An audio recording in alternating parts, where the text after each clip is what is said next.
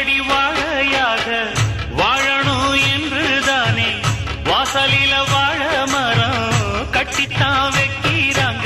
வெட்ட வெட்ட தழைப்பது வாழையம்மா, கஷ்டங்களை மீறினாத்தான் வாழ்க்கையம்மா. மேகம் சூழ்ந்து விட்டா கதிரவன் ஜொலிக்காது, சந்தேகம் வந்து விட்டா வாழ்க்கையும் இனிக்காது.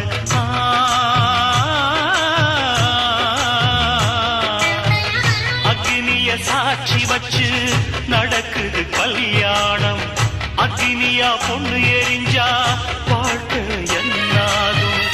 அம்மியத்தான் மிதிக்கணும் அது சொல்லி வச்ச சடங்கு.